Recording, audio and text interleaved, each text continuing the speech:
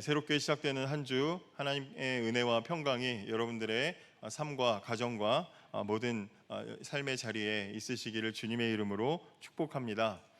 잘 지내신 것 같습니다. 얼굴 표정이 되게 좋고 쉬는 날들이 있었다 보니까 그런지 모르겠지만 얼굴이 굉장히 밝아지셨습니다. 잘 지내셨죠? 복음으로 회복되는 교회라는 주제를 가지고 말씀을 오늘 이제 마지막으로 보려고 합니다. 원래는 이거는 제가 그 설교자들도 설교 어떤 본문이나 이제 이렇게 연구해 둔 것들을 이렇게 준비해 뒀다가 언제 이렇게 적절한 시기에 써야 되겠다 하면서 이제 준비해 두는 것들이 있는데 이제 제가 중간에 이제 5월에 왔으니까 내년 시작하면 이걸 새로운 주제를 가지고 이걸로 이제 이렇게 2027년 표 이렇게 해가지고 해야지라고 생각을 하고 가지고 있었는데 어느 날 전도사님이 아파트 광고에 교회 광고가 들어가야 되는데 표를 넣어야 된다는 겁니다. 그래서 이거 나중에 쓰려고 그랬는데 하면서 거기다 이제 집어넣고 그 주제에 맞게 저는 저 나름대로 1, 2, 3 이렇게 이제 설교를 해 나가게 되었습니다. 제가 처음에 왔을 때 무너진 예배의 자리를 회복하는, 그래서 예배의 대상이신 하나님께로 돌아가자는 주제로 설교를 했었고요. 지난주에는 우리 예배의 자리가 어떻게 형성이 됐는가, 죄인이 하나님께 나아가는 자리다. 그래서 예배의 자리가 어떻게 형성되었는가에 대한, 은혜 없이 하나님 앞에 설 수 없다는 우리의 예배의 자리에 대한 이야기를 했었습니다. 그리고 이제 오늘 마지막으로는 그럼 그렇게 우리가 예배할 때 그 예배의 열매는 무엇인가, 예배의 열매는 무엇인가에 대해서 우리 한번 살펴보고 교훈을 찾아보려고 합니다. 너무나 잘 아시는 이야기일 텐데 오늘 말씀의 내용은 이렇습니다. 예수님께서 회당에서 사람들을 가르치시려고 하는데 그 마침 18년 동안이나 귀신 들려가지고 온몸이 꼬부라지는 장애로 고통을 받는 한 여인이 있었습니다. 그래서 예수님께서 이 여인을 보시고 여자에게 여자여 네가 병에서 놓였다 말씀을 하시고 손을 얹어서 안수를 해주셨습니다. 그러자 이 여자의 꼬부러졌던 몸이 펴지고 고침받은 여인이 기뻐하면서 하나님께 영광을 돌렸다는 이야기입니다. 그리고 14절을 보시면 이때 이 모습을 지켜보고 있던 회당장, 그 장소가 회당이었는데 그 회당을 관리하는 회당장이 그 예수님과 또 그 일행과 병을 고쳐보겠다고 찾아온 많은 사람들에게 이렇게 말합니다. 일할 수 있는 날이 엿새나 있는데 왜 하필이면 오늘 와서 엿새 동안에 일할 수 있는 날 와서 고쳐달라고 할 것이지 왜 하필이면 일하지 말라는 안식일에 와가지고 고쳐달라고 하느냐 하고 쫓아내려고 했습니다. 그러자 예수님께서는 아무리 안식일이라도 너희가 키우는 소나 나귀에게 물 먹일 때는 맨 것을 풀어주지 않냐? 그러면 18년 동안이나 사탄에게 매여 있었던 이 아브라함의 딸을 안식일에 풀어주는 것이 맞는 거 아니겠냐라고 이렇게 말씀을 하셨을 때 반대하던 사람들은 부끄러워했고 나머지 사람들은 기뻐했다. 오늘 성경이 그런 이야기를 하고 있습니다. 저는 오늘 귀한 주의 날에 함께 하신 여러분과 이 말씀의 교훈을 함께 나누고 싶습니다. 본문을 보시면 제일 처음에 예수님께서 회당에서 사람들을 가르치시는 것으로 시작을 하고 있습니다. 근데 오늘 본문을 잘 보시면 예수님이 회당에서 뭘 가르치셨는지는 안 나오죠. 뭘 가르치셨는지는 얘기 안 하고 있습니다. 국어를 가르치셨는지 영어를 가르치셨는지 내용은 안 나와 있는데 대신에 뭘 말하고 있습니까? 어떤 일을 일으키셨는지는 오늘 자세하게 소개를 하고 있습니다. 누가복음을 보면 특별히 예수님께서 이 안식일의 기적을 일으키셔가지고 기존의 그 바리새인들과 또 유대 유대주의자들과 대립각을 펼치시는 모습이 종종 나옵니다. 예를 들어 누가복음 6장에도 안식일에 손 마른 사람을 고쳐주시는 이야기가 나오고, 또 13장에 오늘 귀신 들려 꼬부라진 여인을 고쳐주셨고, 다음 14장에 보시면 몸에 혈액이 차서 붓는 고창병에 걸린 사람을 치료하시는 것도 역시 부딪히는 사건으로 기록이 됩니다. 이게 다 비슷한 양상을 띠고 있는데 반대하는 사람들은 왜 하필이면 일하지 말라는 안식일에 일하냐라고 예수님께 도전을 하고, 예수님은 그 안식일에 좋은 일하고 선한 일하는 게 나빠? 라고 그렇게 묻는 그런 구조로 되어 있습니다. 그리고 이 누가복음 전체에서 나오는 이걸 이제 안식일 논쟁이라고 하는데, 이 안식일 논쟁에서의 예수님의 결론적인 대답은 뭐냐면 누가복음 6장 5절에 보면 인자는 안식일의 주인이니라 이렇게 되어 있습니다. 내가 주인이다. 이런 반복되는 상황들로 미루어 볼 때 지금 예수님은 어쩌다 우연히 하시다 보니까 안식일에 치유하신 것 같습니까? 아니면 유대 율법주의자들과 유대인들에게 안식일에 대한 정확한 교훈을 주시려고 일부러 그렇게 하신 것 같습니까? 속단하면 안 됩니다. 우리가 잘 모르죠. 잘 모르지만 일부러 하신 것 아닐까라고 생각이 듭니다. 가르쳐 주시려고 봐라라고. 그래서 이제 우리가 본문의 사건을 정확하게 파악하려면 먼저 안식일이 뭐고 회당이 뭐고 이 배경적인 부분들을 좀 우리가 알 필요가 있습니다. 그래서 안식일의 의미가 무엇인지를 살펴보고 그 안식일에 예수님께서는 무엇을 하셨고 그 교훈이 무엇인지를 오늘 살펴보려고 합니다. 자, 이 사건이 일어난 장소는 회당입니다. 자, 회당은 어떤 곳입니까? 회당에 대해서 아시나요? 회당은 어떤 곳이죠? 네. 회당은 제가 하면은 진짜 대답하라고 질문하는 거 아니니까 오후 예배 때는 진짜 대답하셔야 됩니다. 회당은요, 유대인들이 그 포로기를 지나면서 성전이 파괴됐지 않습니까? 그래서 파괴된 성전을 대신해서 예배하기 위해 만든 그런 공간입니다. 굉장히 많은 지역에 유대인 남자 10명만 있으면 만들었다고 하죠.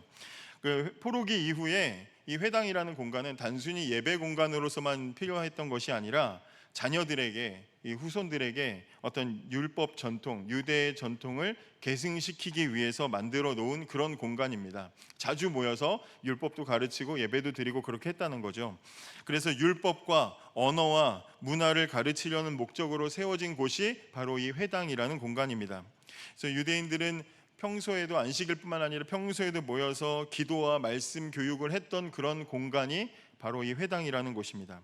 그러니까 유대인들에게 이 회당이라는 공간의 의미가 뭐냐면 구약 율법의 전통을 후세에게 계속해서 이어가도록 하겠다라는 어떤 그들이 가지고 있는 유대인들의 강력한 의지와 율법에 대한 또 그 자존심과 고집이 상징되는 그런 공간이라고 말할 수가 있겠습니다. 그런데 바로 이 유대인들의 의지와 자존심과 고집을 상징하는 그 공간에 누가 나타났습니까? 그들이 볼 때 금기를 깨트리는 예수님이 나타나신 거죠. 자, 그럼 이제 안식일을 또 한번 생각해 보겠습니다. 우리가 안식일이라는 말 많이 쓰지요. 안식일은 어떤 날입니까? 안식일은 어떤 날이죠? 안식일은 기념일입니다. 어떤 책을 보니까 이렇게 설명을 쉽게 하시더라고요. 기념일입니다. 안식일은 두 가지를 기념하는 날입니다. 나중에도 혹시 누가 물어보시면 그렇게 가르쳐 주십시오. 안식일은 첫째로는 창조를 기념하는 창조기념일입니다. 창조기념일. 안식일을 우리가 보통 어떻게 알고 있습니까? 하나님께서 6일 동안 창조하시고 7일째에 안식하시면서 너희도 안식해라 하셔서 우리는 안식일로 지킵니다. 자, 하나님께서 6일 동안 창조하시고 7일째에 쉬셨다는 이야기는 뭘 상징하는 겁니까? 뭘 의미하는 겁니까? 우리처럼 이제 주중에 내내 직장 다니시고 하나님도 피곤하시고 아유 창조 얼마나 힘들어요. 세상을 만드시니까 힘드시니까 팔다리도 쓰시고 힘들다 하루 쉬고 이제 8일째 다시 또 출근하셔가지고 하나님 또 일하시고 그런 겁니까? 일의 어떤 연속 과정 속에 있는 건가요? 그렇지 않습니다. 그죠? 대답하지 말라고 했더니 진짜 대답 안 하셔. 6일간 창조하시고 쉬셨다는 얘기는 무슨 얘기입니까? 옛날에 빨래 끝 옥시 크린 있었죠. 빨래 끝 창조 끝 이 얘기죠. 창조는 다 끝났다. 그러니까 6일간 창조하시고 더 추가로 창조하시거나 보충하실 게 있는 게 아니라 하나님은 지난 6일의 창조로 하나님의 창조는 완벽하게 끝났다는 것을 기념하는 날이 그게 바로 제7일째 쉬신 안식일입니다. 그래서 안식일은 하나님의 창조를 기념하는 창조 기념일이기 때문에 이날 모이시면 우리는 완전하신 창조의 하나님을 예배해야 마땅한 것이죠. 근데 안식일에 또 하나의 의미가 있습니다. 두 번째 의미는 뭐냐면 구원 기념일입니다. 구원 기념일.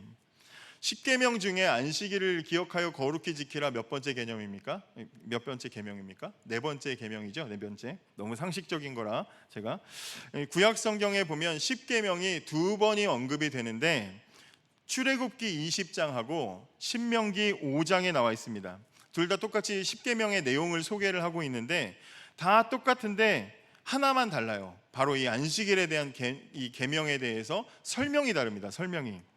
출애굽기에는 아까 앞에서 말씀드린 대로 창조 기념일로서 지키라고 안식일을 소개하고 있습니다. 자, 그러면 신명기 5장은 뭐라고 소개할까요? 찾아봐야 되겠죠? 신명기 5장 15절입니다. 한번 찾아보겠습니다. 신명기 5장 15절. 가만히 계시면 띄워줄 거라고 생각이 정말 띄워드립니다. 신명기 5장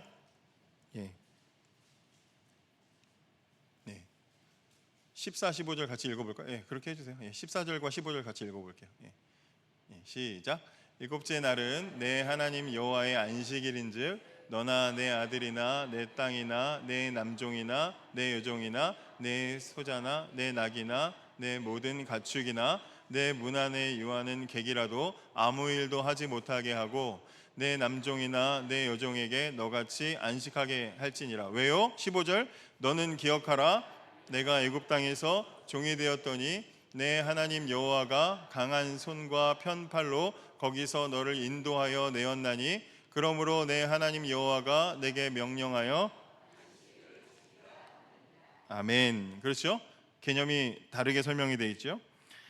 그러니까 이 두 가지의 의미를 종합해서 볼 때 창조의 완성, 구원의 완성을 기념하는 날이라는 이 두 가지의 개념으로 볼 때 우리의 안식일은 어떤 날이라고 말할 수 있겠습니까? 창조를 완성하시고 구원을 완성하시는 전능하신 그 하나님을 기념하고 예배하는 날, 우리는 이렇게 정의를 할 수가 있겠습니다. 안식일을 기억하여 거룩히 지키라라는 이 계명은 하나님께서 이 세상에 하나님 나라를 세우셨다는 것을 믿고 또 죄로 더럽혀진 세상으로부터 구원하셔서 온전한 하나님의 나라를 완성하실 것이라는 것을 믿는, 그런 믿으라는 말로 우리는 이 계명을 이해할 수가 있게 되는 것입니다. 앞에서 말씀드린 대로 예수님은 유독 이 안식일에 유대인들과 자주 마찰을 일으키셨습니다. 안식일 문제, 성전 문제, 항상 이거에 이 유대인들과 부딪히셨는데 예수님은 당신을 뭐라고 소개하셨습니까? 나는 안식일에 내가 주인이다. 앞에서 말씀드린 개념으로 살펴볼 때 창조의 완성, 구원의 완성, 이 개념으로 살펴볼 때 예수님께서 당신을 스스로 나는 내가 주인이다 라고 말씀하시는 그 말의 개념은 어떻게 이해할 수가 있겠습니까? 내가 주인이다, 이 말은 어떤 개념이겠습니까? 내가 안식일의 주인공이다, 이렇게 이해할 수 있겠습니다. 주인공이다. 안식일의 메시지가 뭐였습니까? 완벽한 창조와 완벽한 구원. 그런데 이것을 온 세상의 모든 이들에게 가장 명확하게 잘 나타낼 수 있고 실제로 그것을 이룰 수 있는 존재가 누구밖에 없습니까? 예수 그리스도밖에 없습니다. 그렇기 때문에 예수님은 결국에는 안식일의 주인공이시라는 이야기죠. 안식일, 구약 내내 지켰던 그 안식일은 결국에는 예수님에 대해서 알리기 위한 날로서 하나님이 우리에게 주셨다는 거죠. 출애굽한 백성들에게 임시로 그 당시에 필요해서 주셨다는 것이 아니라 그때뿐만 아니라 예수 그리스도에 대해서 예고하기 위해서 예수님을 미리 알게 하도록 하나님께서는 허락하신 날이 바로 안식일이라는 것입니다. 이 히브리인들은 구전 율법서인 미시나라는 율법서가 있는데 거기에 보면 안식일에 해서는 안 되는 일들을 39가지나 만들어 놓고 그거 하나라도 어기면 오늘 망쳤다고 막 그러면서 그렇게 정죄했습니다. 예수님 오시기 전까지 유대인들은 구약 유대인들은 이걸 철저하게 지켜야 그 하나님을 기념하는 것이라고 그렇게 생각하면서 믿음을 고백했는데 예수님 오신 뒤로는 더 이상 그 규칙을 지키는 것이 중요하지 않게 되었습니다. 뭘 일을 했냐 안 했냐, 뭘 갔냐, 얼마큼 거리를 얼마큼 갔냐, 얼마큼 먹었냐 안 먹었냐, 이건 하나도 중요하지 않게 되었습니다. 왜요? 주인공이 오셨기 때문이죠.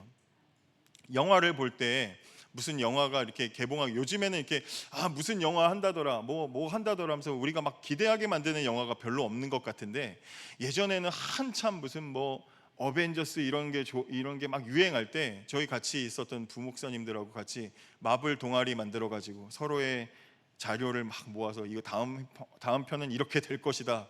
뭐 유튜브에도 보면 티저 예고편, 본 예고편, 2차 예고편, 특별 예고편, 별 예고편 유출본 막 다 있거든요. 막 그걸 또 해석해주는 또 막 그런 유튜버들이 있어요. 막 설교 준비는 안 하고 그거 막 보면서 묵상하고 사모하고 예측하고 막 그러면서 야 다음 편 이렇게 될 것 같아. 막 그렇게 저희들끼리 막 예측을 합니다. 근데 영화가 막상 딱 개봉하고 나면 더 이상 예고편을 볼 일이 있습니까 없습니까? 없지요. 이제 본편을 보면 되는 것입니다.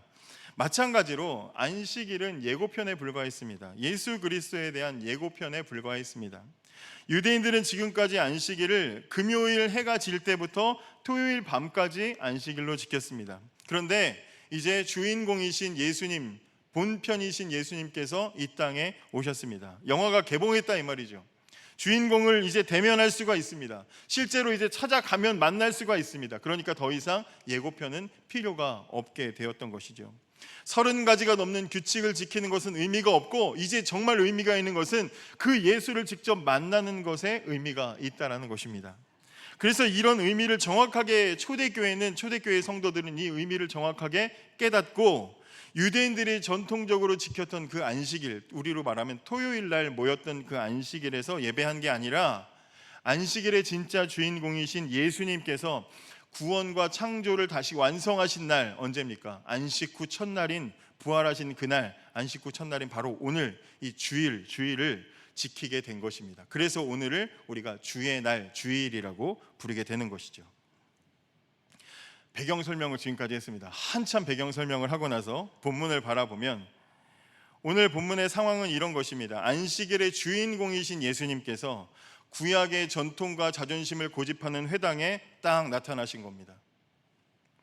그곳에 있던 대부분의 유대인들은 전통적인 그 구약 구원관을 가지고 있었기 때문에 우린 아브라함의 후손이니까 우린 깨끗하고 우린 의롭고 자연스럽게 우리는 구원받을 것이다, 천국 갈 것이다, 이 전통을 잘 지키고 유지하기만 하면 우리는 심판도 받지 않을 것이라고 그렇게 생각하고 믿어왔습니다. 그런데 오늘 성경은 그런 착각에 빠진 유대인들을 깨닫게 하는 한 여인을 소개합니다. 이 여인은 어떤 사람입니까? 귀신에 들려서 꼬부라져 조금도 펴지 못하는 여인이라고 말하고 있습니다. 육체적인 상태뿐만 아니라 영적인 상태도 지금 성경이 소개해주고 있습니다. 꼬부라졌는데 귀신이 원인이라고 말하고 있습니다. 영적인 문제가 원인으로 육체적인 어려움을 겪고 있습니다. 모든 질병이 다 그렇진 않습니다. 모든 질병이 다 그렇진 않지만 이 여인의 상태는 굉장히 지금 상징적인 메시지가 있다는 것이죠. 죄인의 처지가 이렇다라는 것입니다. 죄인은 아무리 자기 스스로 자기 힘으로 어떻게든 극복해 보려고 발버둥 쳐봐도 스스로의 힘으로는 절대로 마귀에게서 벗어날 능력이 없습니다. 죄인에게는 그래서 아무런 희망이 없습니다. 그게 죄인의 상태입니다.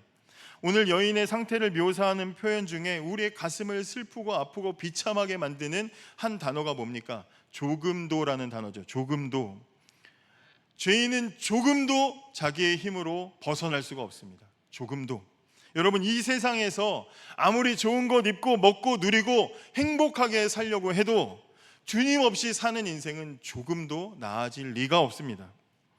이게 바로 비참한 죄인의 처지인 것입니다.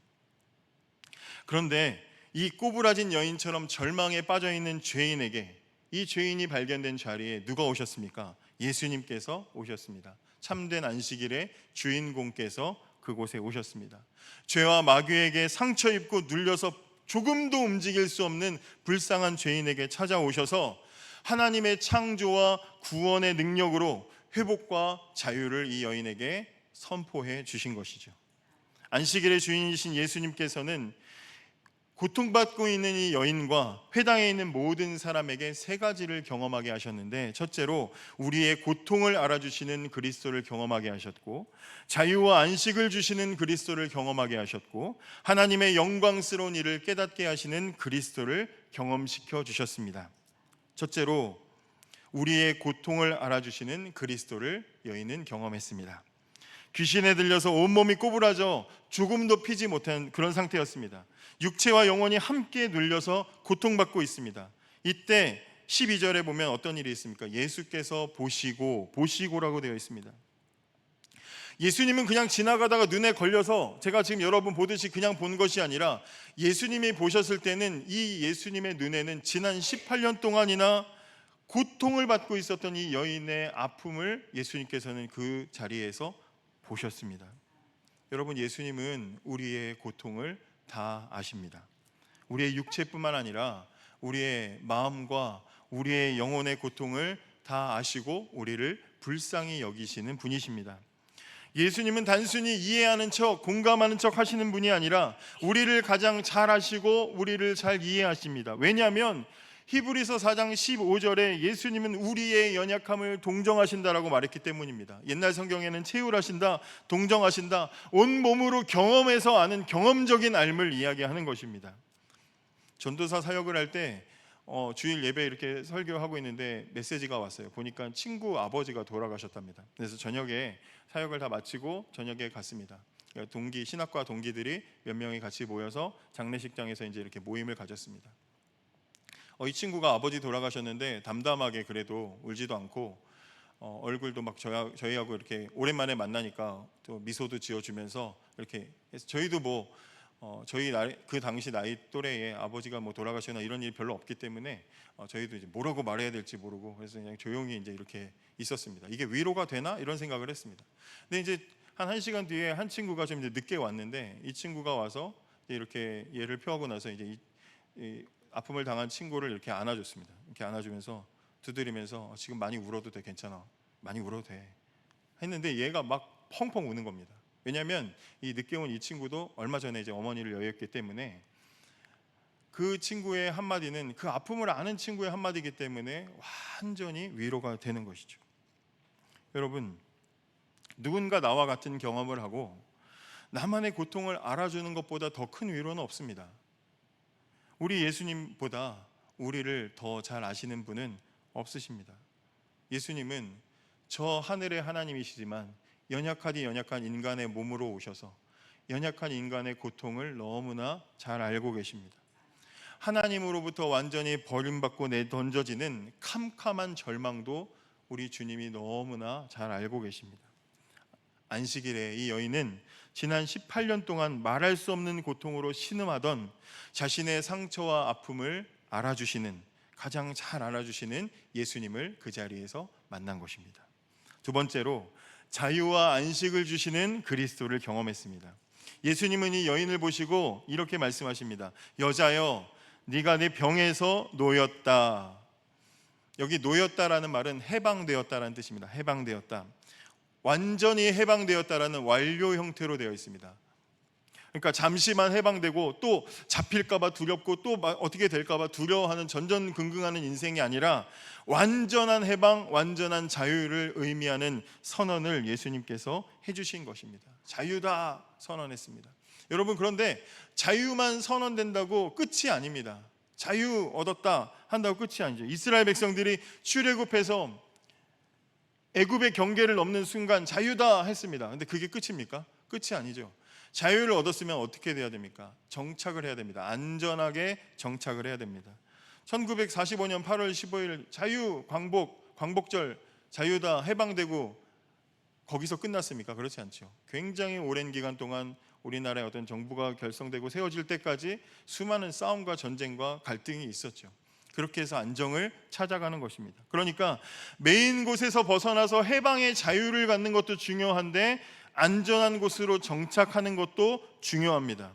근데 오늘 말씀을 보면 예수님께서는 이 여인에게 단번에 자유를 선언해 주셨을 뿐만 아니라 안전한 하나님의 자녀로 받아주셨습니다. 어떻게 하셨습니까? 손을 대서 안수하셨고 그리고 아브라함의 딸이라고 말씀하셨습니다. 안식일의 여인은 자유를 선언받았을 뿐만 아니라 영원한 안식의 자리까지 선물 받았습니다. 세 번째로 하나님의 영광스러운 일을 깨닫게 하시는 그리스도를 오늘 본문에서 경험합니다. 여인을 고쳐주신 뒤에 14절을 보면 사람들이 아마 예수님이 한 사람을 고쳐주셨으니까 여러분 같아도 누가 여기서 예수님이 누굴 고쳐주시면 아유 저도 여기 예수님 저도 여기 아픈데 그러면서 나오시지 않겠어요? 빨리 전화해가지고 야 빨리 와라 누구야 와라 여기 고쳐주신다 부르지 않았겠습니까? 여기도 아마 그런 일이 있었던 것 같습니다. 그러니까 너도 나도 막 고쳐달라고 우르르 사람들이 이제 몰려오니까 이 상황을 지켜보고 있던 회당장이 안식일에 이렇게 병 고치는 일을 했다고 여기에 이제 분을 내면서 이 찾아온 무리들을 쫓아내고 이렇게 말을 합니다. 막 쫓아내려고 했습니다. 그랬더니 15절과 16절에 예수님이 대답을 하시는데 요건 같이 한번 읽어보겠습니다. 15절과 16절 시작. 주께서 대답하여 이르시되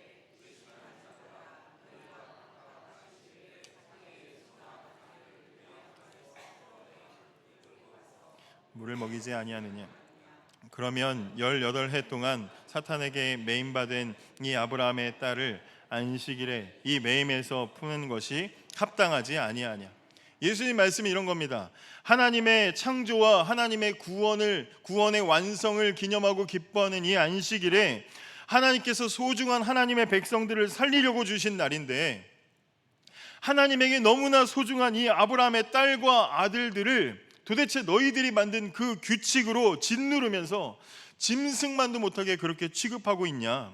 안식일에 매여 있는 사람 풀어주고 고통받는 사람 낫게 하고 죽어가는 사람 살리는 것이 당연한 것 아니냐? 예수님이 그렇게 말씀을 하십니다.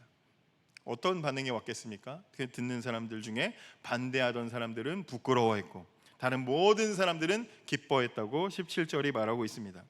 왜 부끄러워하기도 하고 기뻐하기도 했을까요? 예수님을 통해서 말씀의 의미가 깨달아졌기 때문입니다. 안식일은 이런 날이구나 라는 것을 깨달았기 때문에, 몰랐던 사람들은 몰랐기 때문에 부끄러워했고 깨달은 사람들은 깨달았기 때문에 기뻐하는 반응이 나타났다는 것입니다. 안식일에 이 여인뿐만 아니라 이 회당에 있던 모든 사람들은 비로소 하나님께서 주신 이 말씀 속에 담긴 영광스러운 하나님의 마음을 깨달아서 기뻐했습니다. 안식일에 회당에 있던 여인과 사람들이 그렇게 말씀을 깨닫게 하신 예수님을 만났습니다. 고통을 알아주시고 자유와 안식을 주시는 그리스도를 만났습니다. 하나님의 영광스러운 일을 깨닫고 기뻐했습니다. 이제 여러분들에게 질문합니다. 여러분들의 안식일은, 여러분들의 주일은 어떤 날입니까? 여러분들의 주일은 이런 은혜가 있습니까? 나의 마음을 알아주시는 예수님의 위로가 여러분들이 드리는 이 예배의 자리에 있습니까? 인생 살다가 저는 여러분들보다 인생 경험이 없지만 답답한 일을 만날 때, 어려운 일들을 만날 때 억울하고 서럽고 남모를 눈물을 흘려야 될 때가 있습니다. 도저히 혼자 감당하지 못한 그런 문제들을 마주하고 말문이 턱 막힐 때도 있지요. 그럴 때 단 한 사람이라도 내 마음을 정말 잘 알아주는 그런 한 사람이 있다면 그것만으로도 얼마나 위로가 됩니까? 난 다 알아 하고 다독여주는 것만으로 얼마나 위로가 됩니까? 말없이 안아주는 것만으로도 큰 위로가 되었던 제 친구의 이야기처럼 말입니다. 여러분은 이 완성과 구원의 날인 이 주일에 여러분들의 마음을 알아주시는 예수님의 위로를 경험하고 계십니까? 오늘 본문 속의 여인이 지난 18년 동안이나 자신을 억눌러서 고통받던 이 자신의 지난 쌓여있던 인생 속에 그 켜켜이 쌓여있는 눈물과 고통을 단번에 알아주시고 만져주시는 예수님 때문에 큰 위로를 받았던 것처럼 여러분들의 삶 속에 점여있는 슬픔들을 알아주시는 예수님을 이 예배의 자리에서 만나고 계십니까? 여러분, 둘째로 자유를 주시고 사랑으로 안아주시는 예수님을 여러분들은 이 예배의 자리에서 만나고 계십니까? 죄에서 해방되는 영혼의 자유, 안식일의 날에 자유다, 해방이다 하는 그 기쁨이 이 예배의 자리에 있으십니까? 다시는 돌아가지 않을, 불안해하지 않아도 되는 그 자유가 오늘 여러분들의 이 예배의 자리에 여러분 개개인에게 있냐 이 말이죠. 잘못된 판결을 받아서 억울하게 교도소에 수감됐던 그런 사람들의 이야기들을 우리가 보지 않습니까? 몇십 년 만에 무죄 판결을 나와서 나오는 자유를 얻는 그 기뻐하는 사람들의 이야기들을 우리가 보지 않습니까? 오랫동안 나를 짓누르고 있던 그 정죄로부터 해방되어서 완전히 해방되는 그 기쁨으로 정말 공기가 다른 그 느낌을 가지고 교회 밖을 나서는 그런 영광스러운 경험들이 여러분들에게 있으신가 하는 것입니다. 책을 보다가 이런 이야기가 있었습니다. 한 그 목사님, 외국의 한 목사님 집에 이 딸이 셋이 있는데 이 집에 이 사모님이 자신의 개인 공간을 하나 만들었다고 합니다. 미국이니까 이제 아마 집이 컸나 보죠. 그래서 자기 개인 공간을 만들어서 여기는 순백의 방이다. 흰 카페트와 흰 의자와 흰 테이블을 하나 갖다 놓고 커피 드시고 싶을 때만 혼자 들어가는 그런 엄마 방이야. 절대로 들어오지 마. 뭐 이렇게 했나 봅니다. 방에만 10대 개 되나 보는데 하여튼 만들었나 봅니다. 들어오지 마. 딸들한테 특히 너희들 들어오지 말라고 했습니다. 엄마의 공간입니다. 근데 몇 주 뒤에 이미 사건이 터졌습니다. 갔더니 카펫이 하나가 이상하게 틀어져 있어서 그 밑을 보니까 누가 여기다가 빨간 매니큐어를 흘려놓고 감추려고 그걸 뒤집어 놓은 겁니다. 순백의 방인데 오염이 됐어요. 범인은 금방 잡혔습니다. 엄마가 그 카페트를 들고 나오자마자 둘째 딸이 집 방으로 도망갔거든요. 그래서 잠시 후에 가서 보니까 애가 침대에 엎드려가지고 펑펑 울고 있습니다.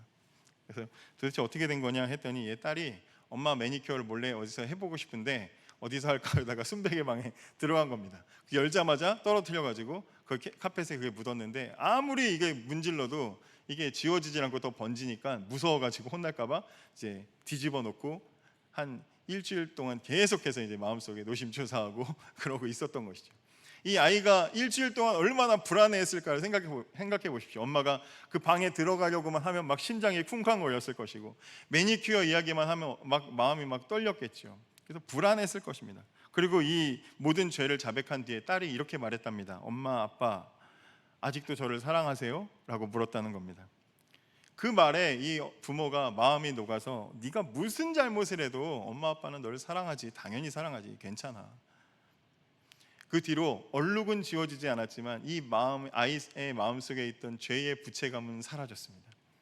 그래서 이 딸을 지난 일주일 동안 억누르고 있던 이 죄의 문제에서 이 아이가 해방되고 나니까 그때부터는 손님이 오면 얘가 그 카페트를 이렇게 들고, 이거요 제가 이렇게 했는데요, 엄마가 나를 용서해 줬어요. 그전에는 부끄러워서 숨겼던 것이 이제는 자랑거리가 되었다라는 것이죠. 여러분, 주일은 우리가 죄로부터 자유를 얻은 것이 선포되는 날입니다.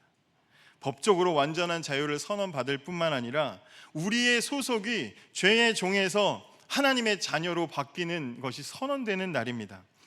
여러분들의 주일에는 이 신분과 여러분들의 소속이 바뀌는 그 기쁨, 완전한 기쁨과 안도감이 있습니까? 그 기쁨을 가지고 돌아가십니까? 적어도 우리가 둘째 딸이 느끼는 것 같은 안도감과 자유를 누리고 돌아가야 하지 않겠습니까? 여러분, 하나님의 뜻이 깨달아지는 기쁨은 있습니까? 안식일의 참된 뜻이 밝혀지고 예수께서 안식일의 주인공이라는 것이 드러나게 됐을 때 모든 사람들이 기뻐했습니다. 여러분, 주일마다 하나님의 뜻이 깨달아지는 기쁨이 여러분들에게 있으십니까? 엠마오로 가던 두 제자가 예수님을 통해서 모든 진리를 밝히 깨달아 알았을 때 그들의 가슴이 뜨거워지고 눈이 밝아지는 경험을 그들이 했다고 성경이 말하고 있는데, 그런 기쁨이 여러분들에게는 있으십니까? 그래서 그 기쁨을 가지고 저 문을 나서고 계십니까? 사랑하는 여러분, 여러분의 주일은 행복합니까? 오늘 본문을 보면서 제일 불쌍한 한 사람은 누굽니까? 회당장입니다. 회당장. 왜 그렇습니까? 안식일의 주인공이 직접 찾아오셔서 귀신을 쫓아내시고 병을 고치시고 마음을 위로하시고 진리를 깨닫게 하셔서 모든 사람들의 마음을 만져주시는 동안 이 회당장은 뭐 했습니까? 저 사람들이 율법을 지키는지 안 지키는지 그것만 계산하고 쳐다보고 감시하고 신경 쓰고 있다가 이 즐거움에 참여하지 못했습니다. 십자가에서 우리의 죄를 담당하시고 부활하셔서 자유를 완성하신 안식일의 진짜 주인공께서 눈앞에 떡하니 현장에 나타나셨는데 그분을 만나지는 못하고 온갖 다른 것들을 생각하고 있다가 그 주일을 제대로 보내지 못한 사람이 이 회당장입니다.